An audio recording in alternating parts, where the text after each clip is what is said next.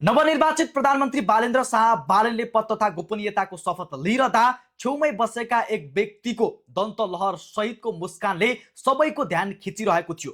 ती मुस्कुराइरहेका व्यक्ति अरू कोही नभएर राष्ट्रिय स्वतन्त्र पार्टी रासोपाका सभापति रवि लामी छाने हुन्। उनको यो मुस्कानमा केवल खुसी मात्र थिएन, उनको लामो समयदेखिको राजनीतिक सङ्घर्ष र त्यागको प्रतिबिम्ब पनि झल्किएको थियो। नेपाली राजनीतिमा रवि लामी छानेको परिचय अब केवल एक पार्टीका सभापति वा प्रतिनिधि सभाका सदस्य मात्र सीमित रहेन। उनले आफूलाई पछिल्लो समयको एक त्यागी र महान नेताका रूपमा स्थापित गर्न सफल भएका छन्। पार्टी स्थापना कालदेखि नै उनले बेहोरिरहेको चुनौतीको चाङ निकै ठुलो छ। पुराना राजनीतिक शक्तिहरूको घेराबन्दी, प्रतिशोध र जेल जीवनको कठिन यात्रा तय गर्दा पनि उनले कहिल्यै हिम्मत हारेनन्। अनुहारको चमक या भनौँ मुस्कानमा कहिले पनि कमी आएन।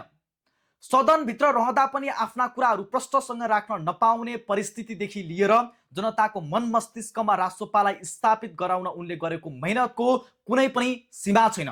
कारागारको अँध्यारो कोठरी होस् या चरम निराशाका क्षणहरूमा जनताको माझमा जाँदा उनको अनुहारमा चमक र उत्साहको कहिले पनि कमी आएन। धेरैको आकलन या भनौँ अपेक्षा पनि थियो, प्रधानमन्त्री त्यागेका रवि लामी छाने गृहमन्त्री पक्का बन्छन्। तर पदको लालच भन्दा माथि उठेर उनले एउटा दुर्लभ उदाहरण प्रस्तुत गरे। त्याग गर्ने लिस्टमा आफूलाई पहिलो नम्बरमा राखेको बताउने रवि आफू प्रधानमन्त्री बन्ने प्रबल सम्भावना हुँदाहुँदै पनि देश र जनताको माग अनुसार उक्त पदको त्याग गरे। उनले सुरुवाती दिनदेखि नै बालेनलाई प्रधानमन्त्री बनाउँछु भन्दै हिँडे। अन्ततः आफ्नो अडान र बाचा पुरा गरेरै छाडे। बालेनलाई देशको बागडोर सुम्पन उनले निर्णायक भूमिका निर्वाह गरे।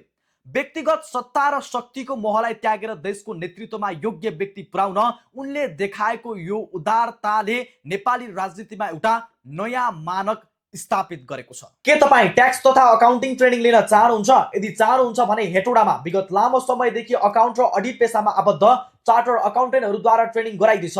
अर्गनाइजर BRKS एडभाइजर्स प्राइभेट लिमिटेड, स्थान हेटौडा 4 स्कुल रोड, भुटनदेवी स्कुलको उत्तरी गेट नजिक। इच्छुक महानुभावहरूले 057 524 268 मा सम्पर्क गर्नुहोला।